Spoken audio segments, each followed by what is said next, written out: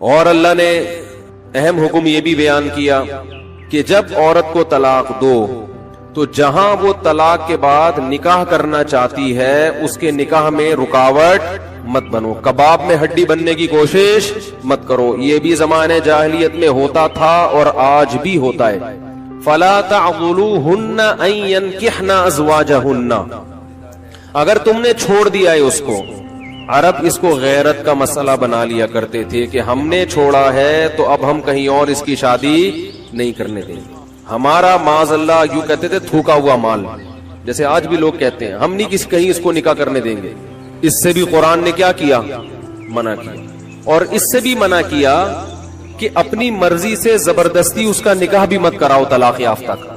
ینکحن ازواجہن، اپنے سلیکٹڈ شوہر سے نکاح کرنا چاہتی ہے تو تم کباب میں ہڈی بولو نہیں بنو. یعنی اس کو یہ رائٹ ہے کہ وہ جہاں چاہے نکاح کرے. یہ بھی خرابی ہے آج کل. بعض علاقوں میں یہ خرابی ہے کہ بیوہ کو یا طلاق یافتہ کو نکاح تو کرنے دیتے ہیں، لیکن بعض علاقوں میں دستور ہے نکاح ہمارے ہی خاندان میں ہوگا، آپ ہمارے خاندان سے باہر نہیں جا سکتی. اس کو بھی قرآن نے کیا کیا؟ بولو ختم. نکاح بھی سے بھی نہیں روک سکتے اور نکاح بھی وہاں ہوگا جہاں آپ نہیں بلکہ یہ چاہے.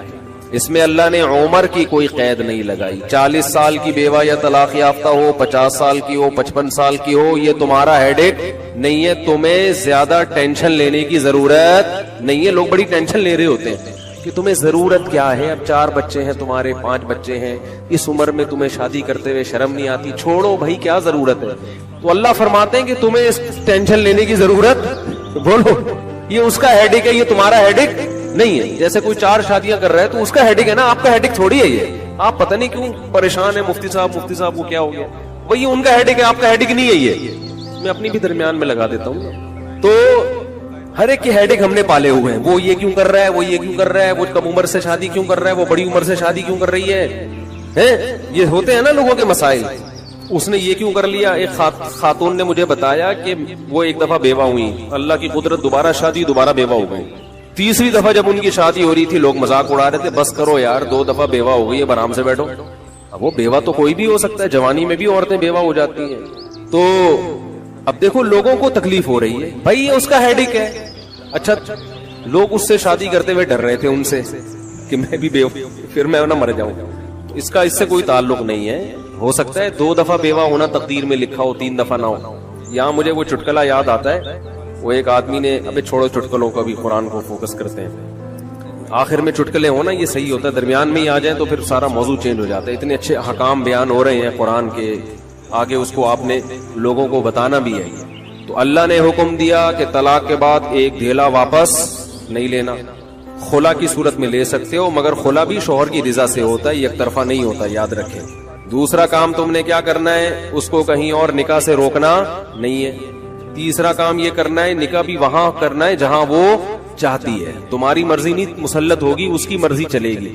اور اگر پرانے شوہر سے نکاح کرنا چاہے اور 2 طلاقیں ہوئی ہوں تو وہاں بھی کر سکتی ہے، کیونکہ آیت کا ایک شان نزول بھی ہے. ایک صحابی نے اپنی بہن کا نکاح کسی صحابی سے کرایا، تھوڑے دنوں میں طلاق ہو گئی. طلاق ایک تھی، عدت ختم ہوئی، نکاح ختم. اب تھوڑے دنوں کے بعد دوبارہ ان دونوں کا دل چاہنے لگا کہ ہم آپس میں کمپرومائز کرتے ہیں. ہوتا ہے وقتی طور پر اختلافات بہت زیادہ ہوتے آتے ہیں، جب دور رہتے ہیں تو آپس میں میلان ہونے لگتا ہے. لیکن وہ جو صحابی تھے نا جن کی بہن کو طلاق ہوئی تھی، انہوں نے کہا کہ اب میں اپنی بہن کا نکاح دوبارہ اس آدمی سے بولو نہیں کروں. اور کہا کہ یا رسول اللہ، میں نے ان کی عزت کی، ان کو اپنی بہن نکاح میں دی، انہوں نے لڑائی جھگڑا کر کے طلاق دے کے گھر میں بٹھا دیا، میں کیسے دوبارہ. ایک ذلت محسوس ہوتی ہے نا انسان کو. قرآن میں اللہ نے آیتیں نازل کی کہ اگر وہ اپنے شوہر سے نکاح کرنا چاہتی ہے تو درمیان میں رکاوٹ مت بنو. لڑے بھی وہ خود تھے، اب جڑ بھی خود رہے. نہیں آ رہی بات. اس کو بھی لوگ غیرت کا مسئلہ بنا لیتے، سسر صاحب بنا لیتے ہیں. میرے داماد نے میری بیٹی کو طلاق دی ہے، میں تو نہیں واپس بھیجوں گا.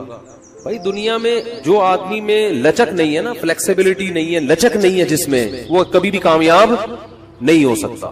یاد رکھو یہ جو ہوتا ہے نا، میں اصول کا پکا. بھائی اصول کا پکا ہونا تو اچھا ہے، لیکن یہ اصول ہی غلط ہے کہ جو کہہ دیا تو اس پہ قیامت تک قائم رہنا ہے. یہ اصول ہی غلط ہے. اصول یہ ہونا چاہیے کہ جب موقع کی مناسبت سے جو بات ٹھیک لگے گی اپنے آپ کو چینج کر لوں گا. یہ اصول ٹھیک ہے, اس اصول پہ پکے رہو. اور یہ نبی سے ہمیں ملتا ہے یہ اصول. حدیث میں آتا ہے ایک صحابی نبی کے پاس آئے, مجھے صدقہ چاہیے, یہ چاہیے, وہ چاہیے. آپ نے فرمایا اللہ کی قسم تم پر خرچ نہیں کروں گا میں. وہ چلے گئے.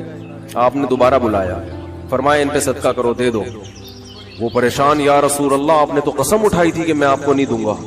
آپ نے فرمایا مر رآ علی یمین فرآ غیرہا خیرا منہا فلیکفر عن یمینہ, کہ جو شخص کسی بات پہ قسم اٹھا لے, جائز بات ہو, کوئی اگر حرام پہ قسم اٹھائی وہ تو بچنا لازم ہے نا, کہ میں گناہ نہیں کروں گا, وہ تو ویسے ہی حرام ہے. جائز کام, صدقہ تو جائز ہے نا, بلکہ ثواب ہے. فرمایا کوئی کسی جائز کام پہ قسم اٹھائے, پھر بعد میں اس کو خیال ہو کہ مجھے قسم توڑ دینی چاہیے, اس کا مائنڈ کیا ہو گیا, چینج, تو اسے چاہیے قسم توڑ دے اور کفارہ ادا کر دے. اس قسم پہ قائم بولو نہ رہے. قسم پہ جب قائم نہ رہنے کا حکم ہے تو بغیر قسم کے میں نے جو بول دیا بس وہ پتھر پہ لکیر بن گیا, یہ تو پاگل اور گدھے ہونے کی علامت ہے. قسم بھی اگر کھا لی ہو تو بھائی اس وقت یہ خیال تھا کہ نہیں دینا, اب زمینی حقائق کہہ رہے کہ اس کو دینا ہے, تو اب قسم توڑو, کفارہ ادا کرو اور دے دو. بات نہیں آ رہی میرا خیال ہے. یہ کس کی سیرت ہے, نبی کی. نبی سے زیادہ کسی کی پکی زبان ہو سکتی ہے, لیکن ایسی لچک سکھائی ہے کامیاب بننے کے لیے کہ یہ نہیں کہ جو کہہ دیا تو وہ پتھر پہ لکیر. گراؤنڈ ریئلٹی کے لحاظ سے, ماحول کے چینج ہونے کے لحاظ سے آپ نے اپنا رویہ کیا کرنا ہے, چینج کرنا ہے.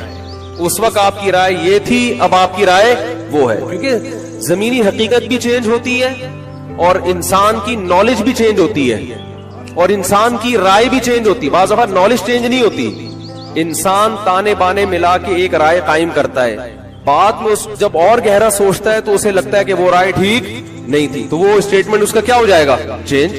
کوئی بات نہیں, دن میں 100 دفعہ چینج ہو جائے. ناکام وہ ہے جو کہہ دیا تو اڑ گیا, بس کچھ بھی ہو جائے. اب دیکھو ایک آدمی آپ کو مستحق نظر نہیں آ رہا تھا, آپ نے کہا اللہ کی قسم تجھے میں صدقہ نہیں دوں گا, تو فراڈی ہے. بعد میں پتا چلا نہیں فراڈی نہیں ہے, آپ کو نہیں, میں نے تو بول دیا تھا میں نہیں دوں گا. بھائی اب فراڈی ہونے کی بیس پہ نہیں دے رہے تھے, تو اب پتا چل گیا یہ فراڈی نہیں ہے. بعض دفعہ پہلے بھی پتا تھا فراڈی نہیں ہے, اب بھی پتا ہے نہیں ہے, لیکن پہلے خیال تھا کہ نہیں دینا چاہیے, اب خیال ہے کہ دے دینا چاہیے, تو رائے چینج کر لو. بہت مشکل ہے. اور گھریلو جھگڑوں میں تو میاں بیوی کی طبیعت میں اگر لچک نہیں ہے نا, 4 دن بھی ان کا رشتہ نہیں چل سکتا. یہ تو مجھ سے ابھی لکھوا کے سگنیچر انگوٹھے لگا لو, جیسے سبزی والے نے ٹھپے لگائے تھے انگوٹھے لے کے گھوم رہا ہوں. لیکن آپ انگوٹھے نہیں, آپ مجھے پکڑ لینا, میں کہاں بھاگوں گا. وہ جب بھی انگوٹھے کی بات آتی ہے مجھے وہ سبزی والا یاد آتا ہے جس کو میں نے بزنس کے لیے پیسے دیے تھے اور اس نے ایمانداری میں اسٹیمپ پیپر پہ اپنے انگوٹھے لگا کے دیے تھے. جب وہ پیسے لے کے بھاگا تو 3 سال میں نے وہ انگوٹھے سنبھال کے رکھے. اب لوگ مجھے کہتے ہیں نا وہ فلاں آدمی کو میں اتنے کروڑ روپے دے رہا ہوں تو اتنا ایماندار ہے, میں تو اسٹیمپ پیپر پہ لکھوا رہا ہوں اور انگوٹھے بھی لگوا رہا ہوں. میں کہتا ہوں یہ انگوٹھوں کا تذکرہ میرے سامنے مت کیا کرو, انگوٹھوں سے کچھ بھی نہیں ہوتا. بندہ اگر 2 نمبر ہے, اسٹیمپ پیپر بکری کو کھلا دینا, کسی کام کا نہیں ہے یہ اسٹیمپ پیپر, عدالت سے بھی نہیں نکلوا سکتے. سمجھتے ہو, لکھوایا کرو ضرور لیکن اس سے ہوگا کچھ بھی نہیں.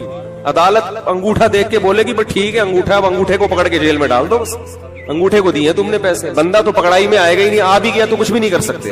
عدالت کہے گی دیے کیوں تھے تو پیسہ دینے سے پہلے 100 دفعہ سوچا کرے. خیر, تو کیا بات چل رہی تھی, ابے انگوٹھے کی بات کہاں سے آئی. ہاں, لچک پیدا کرنا چاہیے. میاں بیوی کا رشتہ تو ایسا ہے کہ اگر آپ کہنے کہ جو میں نے کہہ دیا بس وہ کیا ہے, آرڈر از آرڈر. بھائی اس کا مطلب آپ میدان جنگ میں کھڑے ہوئے ہیں, دشمن کی فوجیں آپ کے سامنے, اور آپ ایک فوج کی کمانڈ کر رہے ہیں کہ گولی چلانے کا آرڈر دیا تو کیا کرنا ہے. یہ گھر ہے, یہ میدان جنگ بولو نہیں ہے. یہاں آپ کا اسٹائل یہ ہونا چاہیے, آپ نے بیوی کو آرڈر دیا, گراؤنڈ ریئلٹی یہ کہہ رہی ہے کہ بھائی میرا روب اس پر بیٹھا ہوا ہے اور وہ پکوڑے بنا کے خود ہی کھا رہی ہے, آپ کو ایک لقمہ بھی نہیں کھانے دی. آپ غصے میں آئے, آپ نے کہا بیگم مزید پکوڑا اگر کھایا نا تو گراؤنڈ ریئلٹی کہہ رہی ہے کہ اس دھمکی سے یہ پکوڑے کھانا چھوڑ دے گی.